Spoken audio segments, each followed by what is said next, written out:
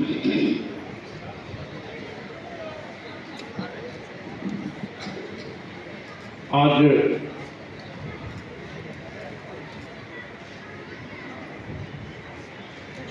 प्रियदर्शी सम्राट अशोक महान जयंती समारोह में कार्यक्रम की अध्यक्षता कर रहे सम्राट अशोक क्लब भारत शाखा के अध्यक्ष, कानपुर शाखा के अध्यक्ष श्री विश्वनाथ सिंह जी, आपको संबोधित कर चुके हैं अंतर्राष्ट्रीय बोर्ड सौर संस्थान के प्रोफेसर डॉक्टर कुसुम थेरो जी। अभी अभी आपके बीच में संबोधित कर रहे थे सम्राट अशोक क्लब के राष्ट्रीय प्रवक्ता और आज के इस कार्यक्रम के मुख्य वक्ता डॉक्टर सच्चिदानंद मौर्य जी। हम सबके बीच में संबोधित कर चुके हैं उत्तर प्रदेश सरकार में पूर्व मंत्री रह चुके डॉक्टर राम आश्रय कुशवाहा जी। साथ ही साथ हमारे बीच में विराजमान विशिष्ट अतिथि के रूप में माननीय डॉक्टर आर के कुशवाहा जी, माननीय के.वी. सिंह जी, और कार्यक्रम का बहुत ही सफल संचालन कर रहे भाई राजीव सिंह जी एवं अनिल कुमार जी। साथ ही साथ यहाँ पर उपस्थित हमारे बहुत से सम्मानित साथी उपस्थित हैं। भाई शिव कुशवाहा जी, ध्यान सिंह कुशवाहा जी, हमारे जिला अध्यक्ष कानपुर ग्रामीण के श्री रामदास कुशवाहा जी, कई बार सदस्य जिला पंचायत रहे रही सुरजीत सिंह कुशवाहा जी, दीपू कुशवाहा जी, प्रशांत कुशवाहा जी, दीपक कुशवाहा एडवोकेट जी, संतोष जी, संजय कुशवाहा जी, दिनेश जी, जितेंद्र जी, पंकज जी, विनोद जी, आप तमाम साथियों के साथ साथ यहाँ पर उपस्थित सभी हमारे परम सम्मानित भाइयों बहनों नौजवान साथियों, जैसा कि अभी यहाँ पर सांस्कृतिक कार्यक्रम की प्रस्तुति भी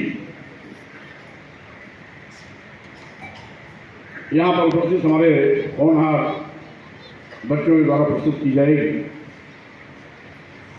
समय भी बहुत तेजी से आगे जा रहा है, इसलिए लंबी बात नहीं करूँगा।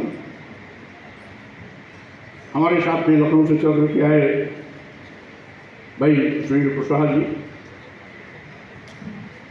और आयोजन मंडल के सभी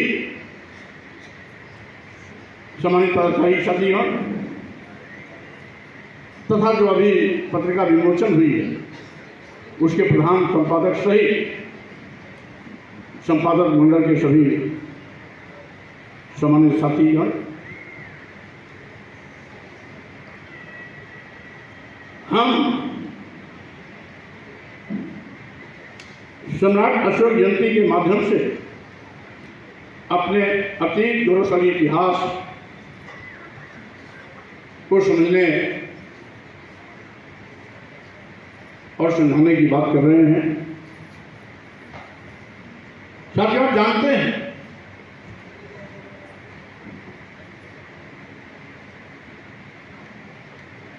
कि हमारा स्वर्णिम इतिहास रहा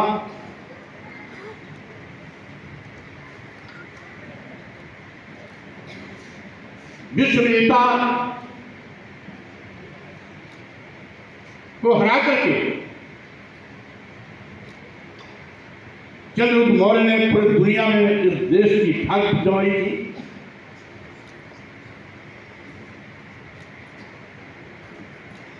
सम्राट अशोक महान पहले ऐसे विश्व के शासक थे जिनको महान शब्द से विभूषित किया गया।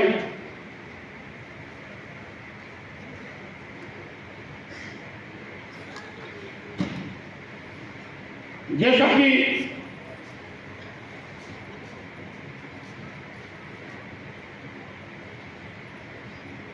सर्वलौकिक और लोकानुकंपा के लिए सम्राट अशोक का शासन जाना जाता है। यो कहिए महान शब्द ऐसे नहीं मिला। उन्होंने लोकतांत्रिक व्यवस्था को घर घर निर्जन तक पहुंचाया। लोकतंत्र क्या है, काम के माध्यम से उन्होंने बताया। सम्राट अशोक ऐसे पहले शासक थे जिन्होंने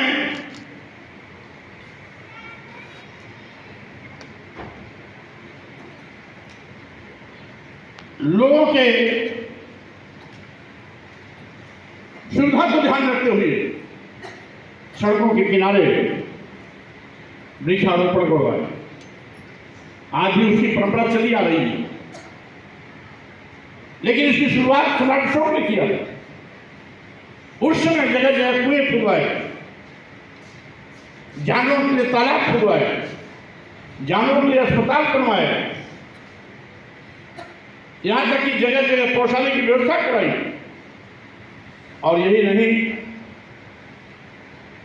सम्राट अशोक ने तो यहां कह दिया था कि लोक कल्याण के लिए लोगों के लिए कभी भी मैं भोजनागार में हूं, शयनागार में हूं, अंतावास में हूं, कहीं भी हो,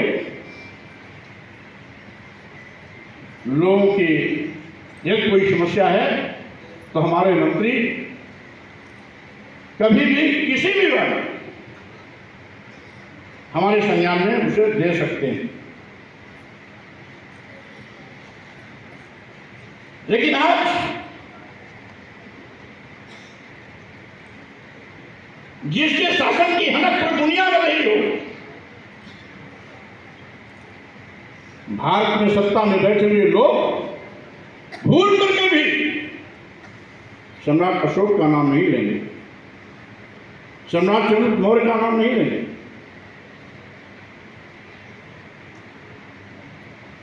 जो कभी कोई युद्ध न जीता हो वो उनके आदर्श है।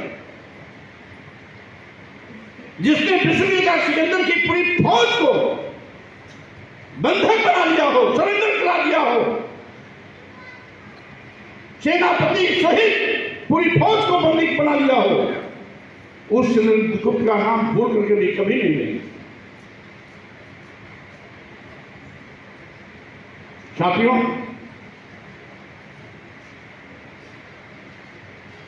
वो तो इतिहास भी गायब कर देते। अगर यहां पर विदेशी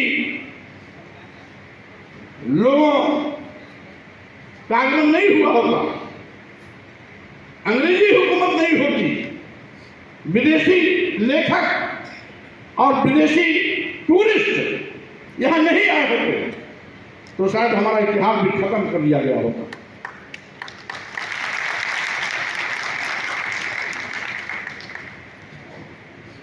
बहुत कुछ अंग्रेजी हुकूमत ने हमारे इतिहास को संजो के रखा। आज भी जो भारतीय इतिहास के विषय में यहां आपको पढ़ने को नहीं मिलेगा, ब्रिटिश के लाइब्रेरी में चले जाइए, सारे आपको इतिहास को आप मिल जाएंगे। यहाँ के लोगों को बस चलता तो पूरा इतिहास खत्म कर दिए होते।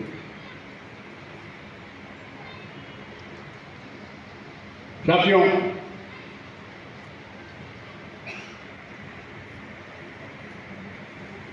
क्योंकि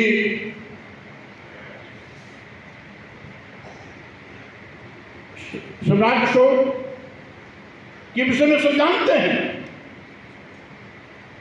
कि कलिंग युद्ध के रात देखा उन्होंने, लाखों लोग, लाखों माताएं अपना बेटा खो दिया है, लाखों बहनें अपना पति गंवा चुकी हैं, लाखों नौनिहाल बच्चे, कोई अपना पिता खो दिया, कोई भाई खो दिया है।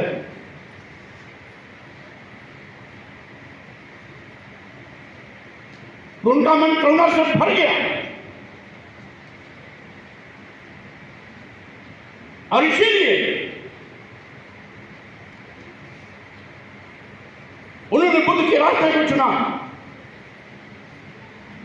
तथागत बुद्ध के दर्शन पर चलने का संकल्प लिया।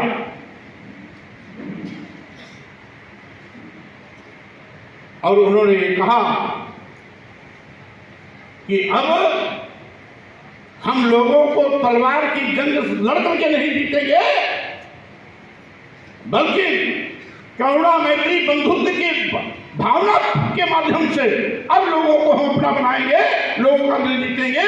और बुद्धम शरणमिच्छामि धम्मं शरणमिच्छामि संघं शरणमिच्छामि का रास्ता उन्होंने अख्तियार किया। साथियों,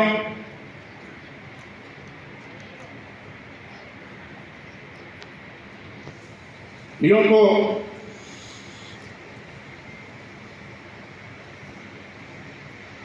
सम्राट अशोक का त्याग तो आप इसी से समझ लीजिए। विश्व के शासक महान होने का गौरव प्राप्त करने के बावजूद भी अपने बेटे और बेटी को बौद्ध धर्म के प्रचार प्रसार के लिए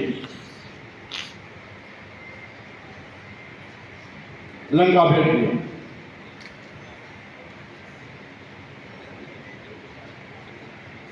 ये धर्म के प्रति उनका समर्पण, बुद्ध के दर्शन के प्रति उनका समर्पण, अरे सम्राट अशोक की ही देन है। अगर सम्राट अशोक नहीं होते तो मैं ये कह सकता हूं कि बुद्ध का दर्शन जो आज विश्वव्यापी हुआ है वो विश्वव्यापी नहीं होता, भारत में सीमित हो जाता। ये सम्राट अशोक की देन है कि आज भी लगभग 150 देश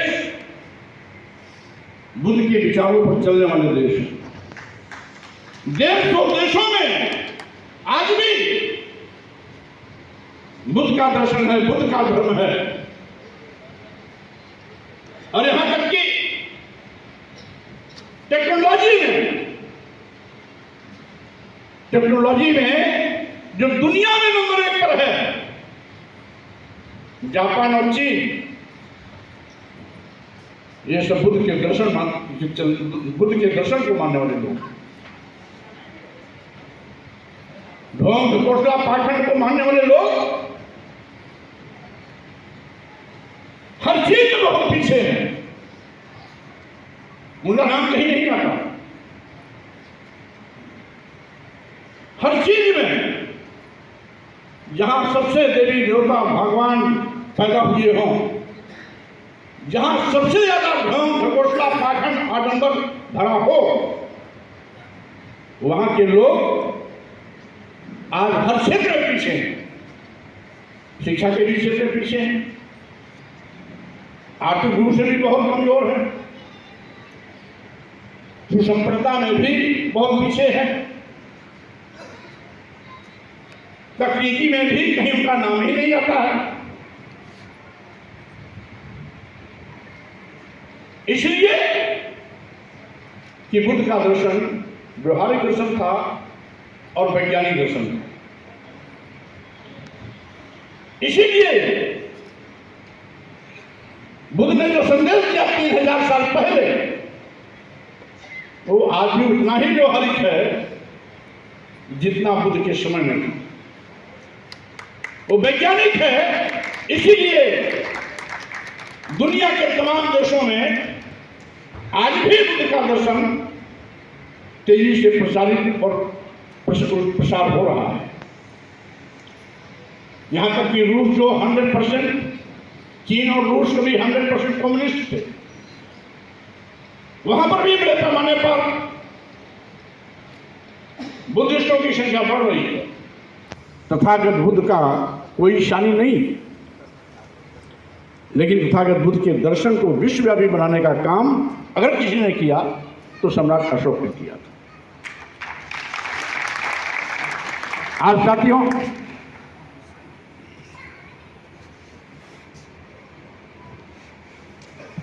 क्योंकि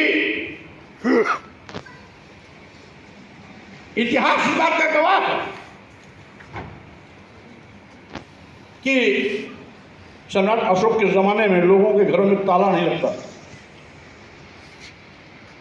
इतिहास में पढ़ा जाता है कि कभी भारत सोने की चिड़िया कहा जाता रहा, तो भारत सोने की चिड़िया उसी समय कहा जाता रहा जिसमें यहां पर मौर्य साम्राज्य का शासन था। सम्राट अशोक के जमाने में भी लोगों के घरों में ताला नहीं लगता था, सुख समृद्धि थी। और इतिहास में यही पढ़ा जाता था कि पहले इस देश में दूध दही की नदियां बहती थी। दूध दही की नदियां बहने का मतलब संपन्नता थी, सभी प्रकार की सुविधाएं थी। वो शासन था सम्राट अशोक का।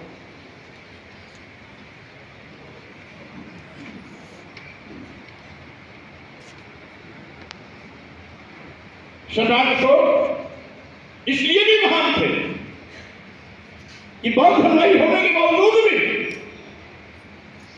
उन्होंने सभी धर्मों का सम्मान किया, सभी धर्मों का सम्मान किया।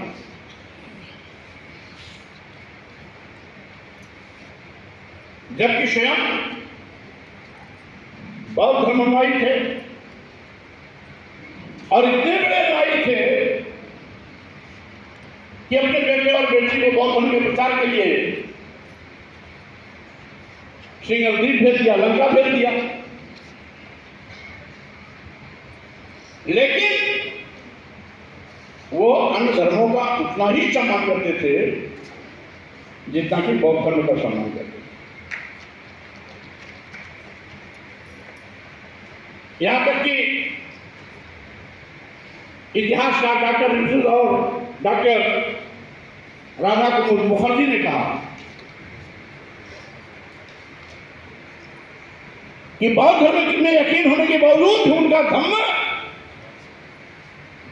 केवल बुद्ध तक सीमित नहीं था, बल्कि सार्वकालिक था, सार्वभौमिक था और सार्वजनिक धर्म के रूप में उसकी पहचान थी।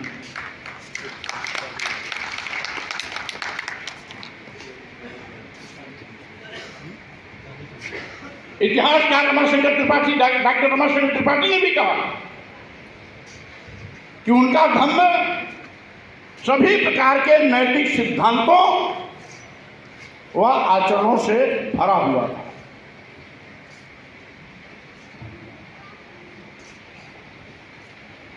और उनका जो, जैसा कि कहा अभी हमारे समय डॉक्टर साहब ने कहा कि लोक कल्याण के लिए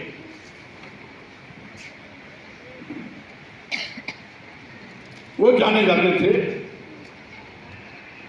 क्योंकि वो शासक थे। तो शासक को राष्ट्र धर्म क्या है, सही माने में शासक का असली धर्म, उसका राष्ट्र धर्म एक राजा की जो होती है, जैसा कि कहा कि सारे प्रजा हमारी प्रजा, और प्रजा जब प्रजा को अपना मान लेता हमारी संतान, तो अपने आप अपनत्व की भावना होती है। और जब अपनत्व की भावना होती है तो स्वाभाविक रूप से किसी के साथ कोई भेदभाव नहीं हो सकता। ये अपने आप में अस्पष्ट है।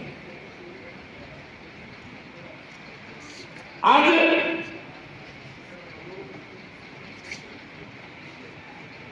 इतिहास को लाख मिटाने की कोशिश करने के बावजूद भी हमारा अतीत गौरवशाली इतिहास आज भी सब पर भारी है।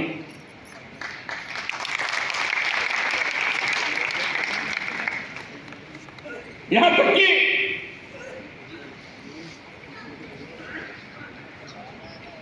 न केवल हमारे बौद्ध साहित्य को खत्म किया गया, सम्राट अशोक के इतिहास से गायब करने की कोशिश की गई।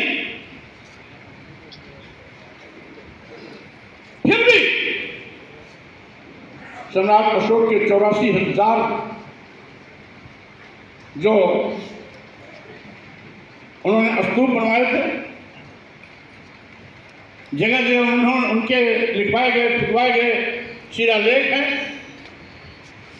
और आज भी कहीं न कहीं उस गौरव गाथा को किसी न किसी रूप में हमारे सामने प्रस्तुत करते हैं। हमारे अतीत गौरवशाली इतिहास को वो बयां करते हैं।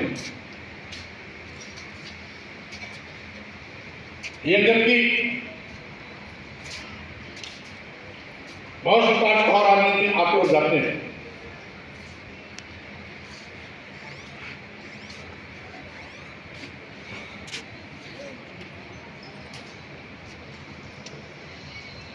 और यहां तक कि तमाम लोगों को कपोलकल्पित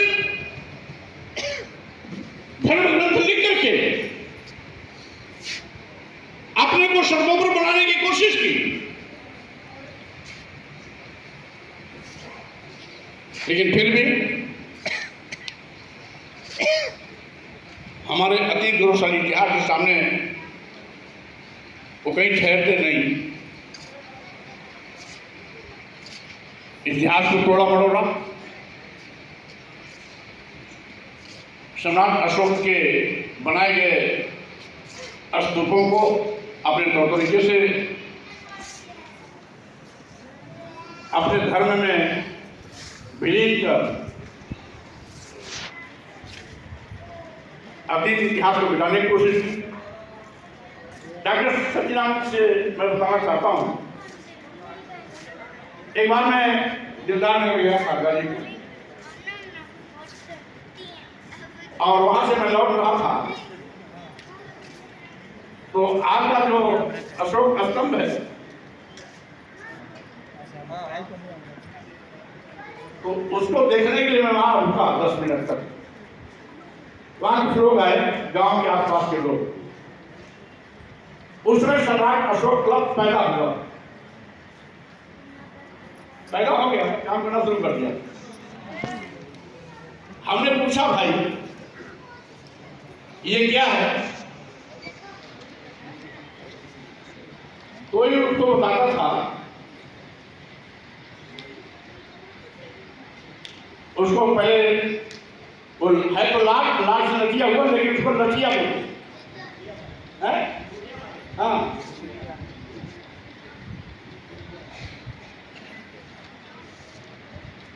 तो कि एक बताए लोरिक यादव जी थे ना, उन्होंने लाठी एक बार फेंक दी थी, उगा करके यहीं पर धस गई। आपको किसी ने बताया नहीं, बताया लेकिन हमको बताया है। हाँ, कहा कि लोरिक यादव ने लाठी अपनी फेंकी और यही आकर के वो धरनी ठहर गई। तो मैं मुस्कुराया, काफी देर तक वहां मैं देखा। एक या 2 महोत्सव तब तक आपका हो भी चुका था जब मैं गया।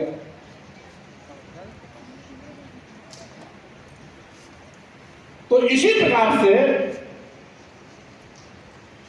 अशोक की लाट को जब लाट टूट गई तो किसी ने कह दिया ये शिवलिंग है, किसी ने कह दिया लोरी की लाठी है। तरह तरह की किंवदंती बना करके हमारे इतिहास को झुकाने की कोशिश की। हमने पूरी इतिहास पढ़ करके तमाम चीजें की खोजी और इन्हीं मनवादी इतिहासकारों के द्वारा लिखी गई किताबों से खोजा कि बद्रीनाथ, केदारनाथ, जगन्नाथपुरी, रामेश्वरम, तिरुपति बालाजी का मंदिर, ये सब पहले बौद्ध मठ थे। ये सब पहले बौद्ध मठ थे। ऐतिहासिक साक्ष्यों के साथ जब मैंने इस बात को रखी तो सारे मनवादियों की जुबान बंद हो गई। मेरी बात का कोई काट नहीं कर सका।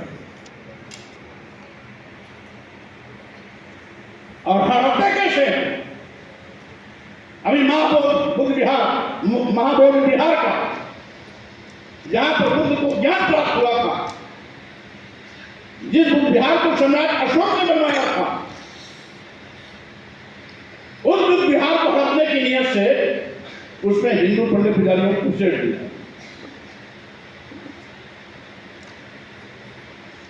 पूरे देश में और कहीं ऐसा नहीं देखने को मिलेगा किसी धार्मिक स्थल पर दूसरे धर्म के लोगों को पुरोहित बनाया जाए, देखभाल के लिए संरक्षक बनाया जाए, उस संरक्षण मंडल में उनको रखा जाए, ऐसा कहीं नहीं देखने को मिलेगा। अयोध्या राम जन्मभूमि है, उसमें हिंदू पंडित पुजारी के खिलाफ कोई दूसरा नहीं, कोई ईसाई नहीं, कोई सिख नहीं, कोई बौद्ध नहीं, कोई जैन नहीं, लेकिन वो गया बिहार में, वहां पर पंडित पुजारियों को भी रख दिया गया। जो बुद्ध भाग्य भगवान में यकीन नहीं करते थे,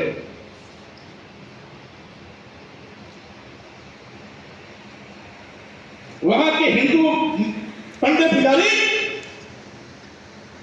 बुद्ध को शंकर भगवान कह करके वहां पूजा करते, आरती उतारते। ये क्या है? यही हटने की नीति। सत्ता शासन का संरक्षण हो तो कुछ भी लोग कर सकते हैं, ये इनकी संस्कृति नहीं है। हमारी संस्कृति सब धर्म का सम्मान करने की नहीं है। और कुछ ऐसे लोग हैं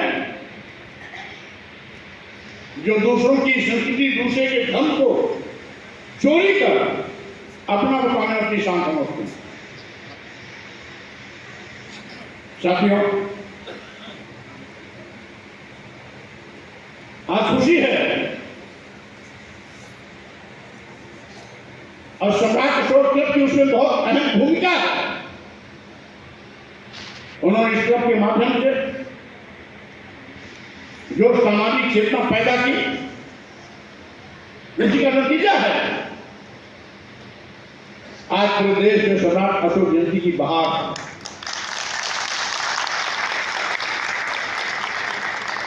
अभी लखनऊ में एक कार्यक्रम करके मैं आया, वो भी बहुत अच्छा कार्यक्रम था, ग्रामीण क्षेत्र में था, बहुत अच्छा कार्यक्रम।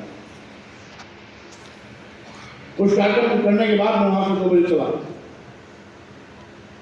फिर उसके बाद एक छोटा सा कार्यक्रम मैं शिवराम और कन्नौज किया, भी उस बात पर आपके बीच में है। साथियों, आज इस कार्यक्रम की शुरुआत संविधान की उद्देशिका के साथ की गई।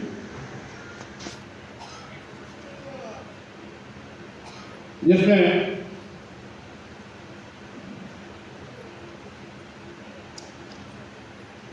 सामाजिक, राजनीतिक, धार्मिक उपासना आजादी की स्वतंत्रता की बात की गई।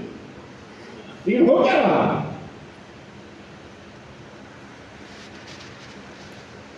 आज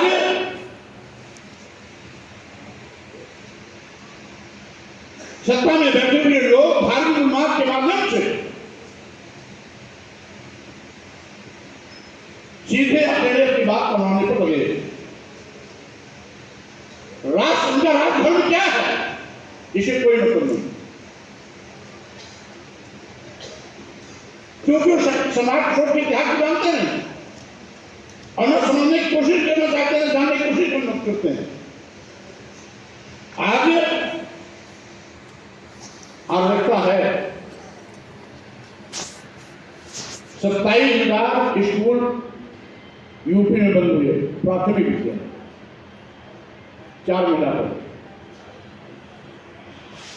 शिक्षा इतनी महंगी कर दे रहे हैं कि गांव, गरीब, मजदूर, किसान का बेटा बेटी उच्च शिक्षा ले ही नहीं पा रहे।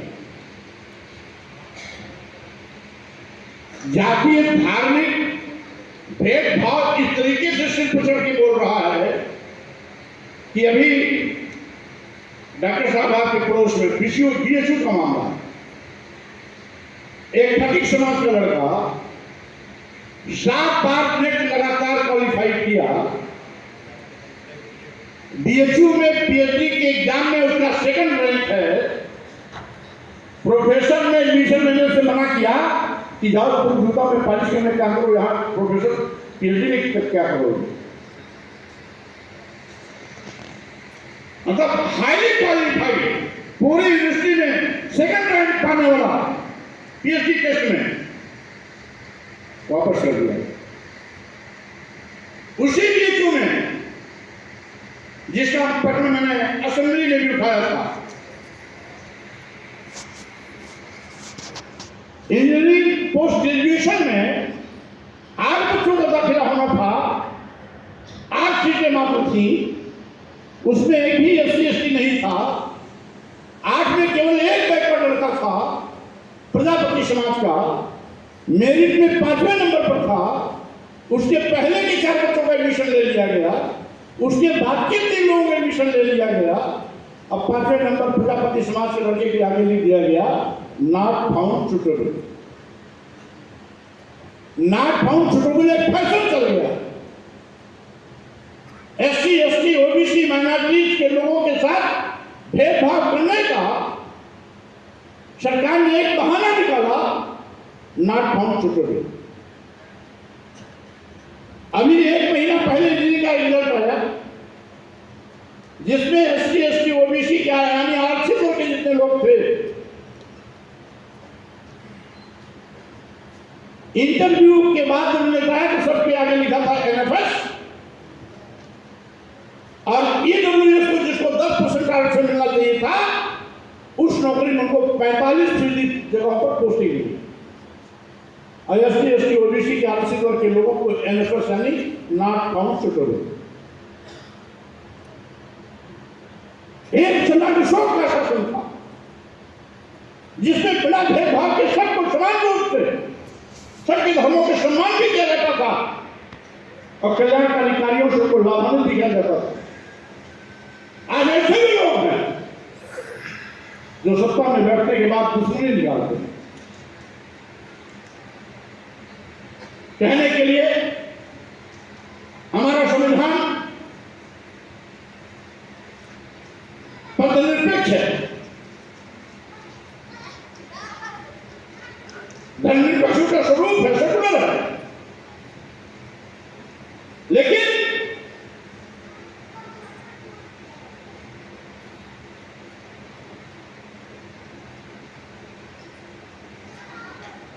बोध गया बिहार ने पंडित जी की जरूर बैठे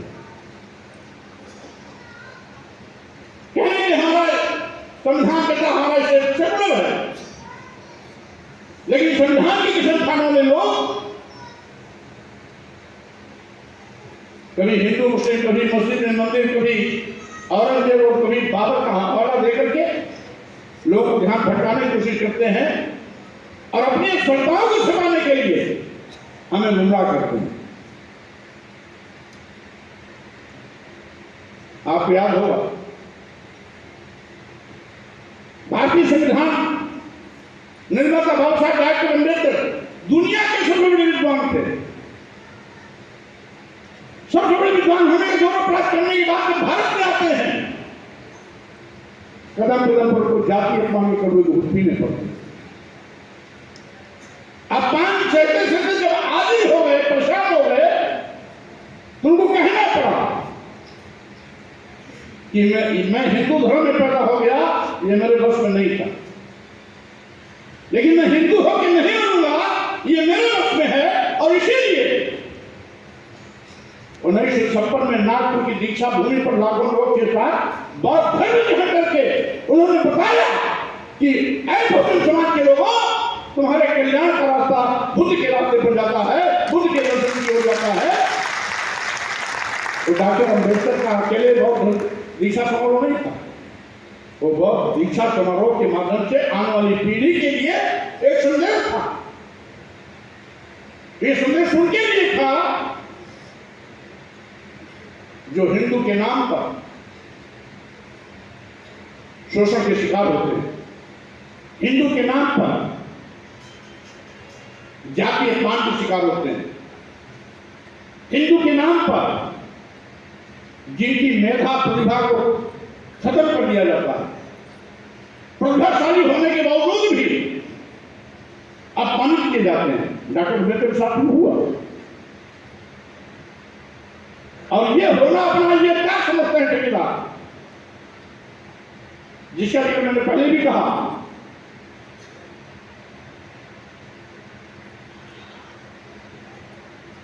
ये तो किसी को सम्मान देना जानते ही नहीं।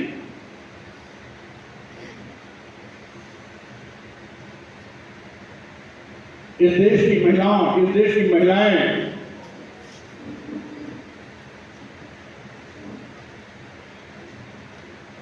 इस देश की 90% वो आबादी जो मेहनत कश है, उसको वो धर्म के नाम पर अपमानित करने के लिए चाहिए लाइसेंस देते हैं। ढोल गंवार शूद पशु नारी शकल कांडा के कर, ढोल गंवार शूद पशु नारी, शूद और नारी, नारी में समग्र नारी है, यही इनकी स्वीकृति है। और हम नीच बनने के चक्कर में, मतलब नीच इस व्यवस्था में जो भी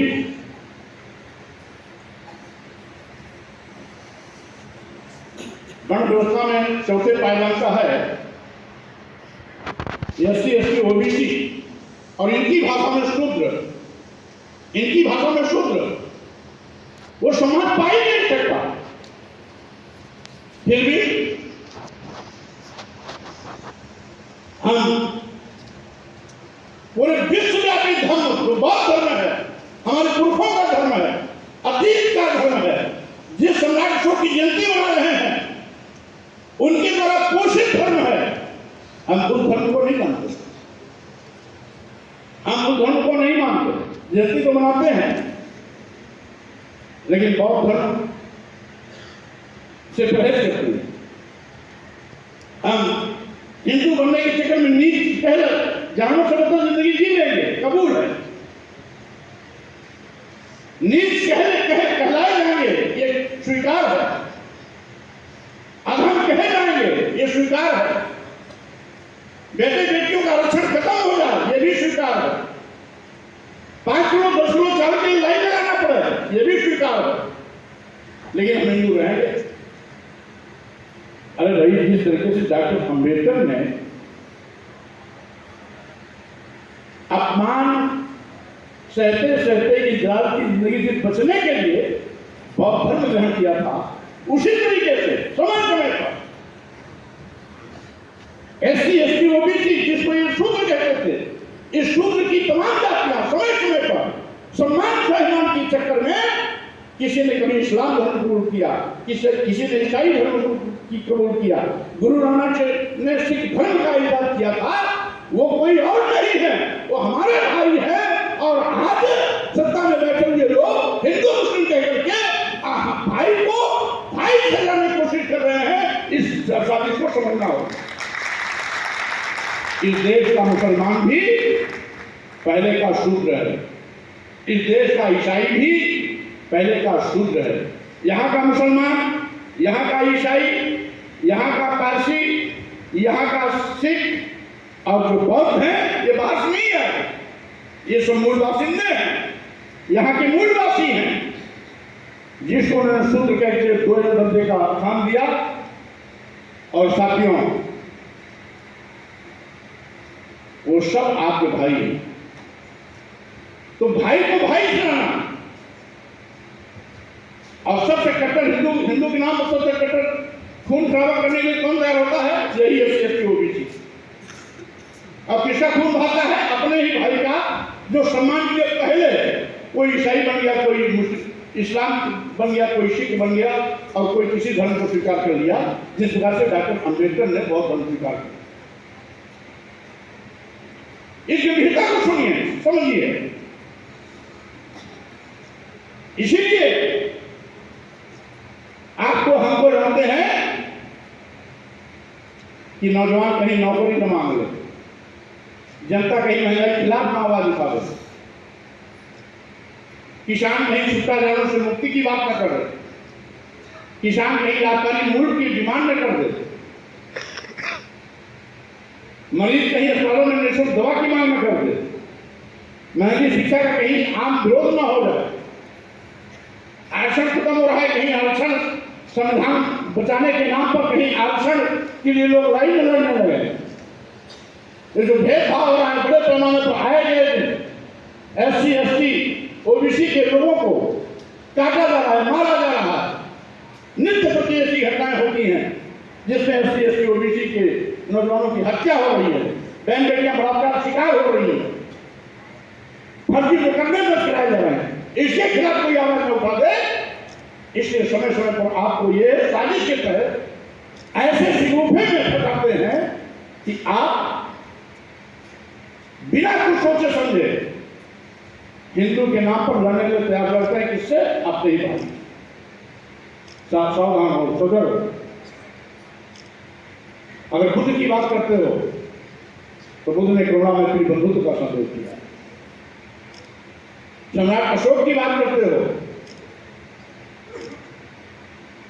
तो उन्होंने कल्याणकारी कार्यों से सबको लाभान्वित किया, केवल इंसानों को ही नहीं, जानवरों को, पक्षियों को भी के लिए भी उन्होंने अस्पताल बनवाए, तालाब खुदवाए पानी पीने के लिए। अगर लोगों के लिए कुआं खुदवाए तो जानवरों के लिए जगह जगह तालाब खुदवाए। अगर लोगों को पानी पिलाने के लिए व्यवस्था की गई तो जगह जगह पर उनके लिए भी पक्की हौद बनाकर उसमें पानी भर के जानवरों को भी पिलाया जाता, पक्षियों को भी किया जाता। एक वो कल्याणकारी शासन था और आज एक भेदभाव पूर्ण का शासन है। लेकिन सत्ता में बैठे हुए लोग इस देश में बुद्ध का नाम भूल के नहीं लेंगे और जो बाहर जाएंगे तो बुद्ध की बात करेंगे। भारत में रहेंगे तो बुद्ध की बात एक बार भी नहीं करेंगे। संयुक्त राष्ट्र संघ की बैठक में जाएंगे, आतंकवाद के खिलाफ लड़ाई की बात होगी तो वहां पर हमारे प्रधानमंत्री कहेंगे हम उस भारत से आए हैं जहां भगवान बुद्ध पैदा हुए और जहां बुद्ध है वहां युद्ध नहीं है। वो बाहर करेंगे ना चाहते हुए भी वो बुद्ध को स्वीकार करेंगे, लेकिन भारत में रहेंगे तो उनकी जुबान से कोई बुद्ध नहीं निकलेगा। दुनिया में सम्राट अशोक का इतिहास जाना जाता है, चंद्रगुप्त मौर्य का इतिहास जाना जाता है, मौर्य साम्राज्य का इतिहास जाना जाता है। भारत की पहचान बुद्ध से है, लेकिन भारत में सत्तानुशील लोग इतने धर्म भीरू हैं, संकीर्ण सोच के हैं, गंदे मानसिकता के हैं कि अपने अति गौरवशाली इतिहास को भी स्वीकार करने से परहेज करते हैं। साथियों, हम केवल जयंती मना रहे हैं, ये बड़ी बात नहीं। हमें कोई ना कोई सबक लेके जाना चाहिए। परिवर्तन कभी भी हो सकता है। आखिर डॉक्टर अम्बेडकर ने मरने के पहले बुद्ध बौद्ध धर्म ग्रहण किया कि नहीं किया? वो कोई अरे गरे नब्बू खरे नहीं थे, दुनिया के सबसे बड़े विद्वान थे। दुनिया के अपने टाइम में दुनिया के जो 6 बड़े विद्वान थे उसमें से एक थे।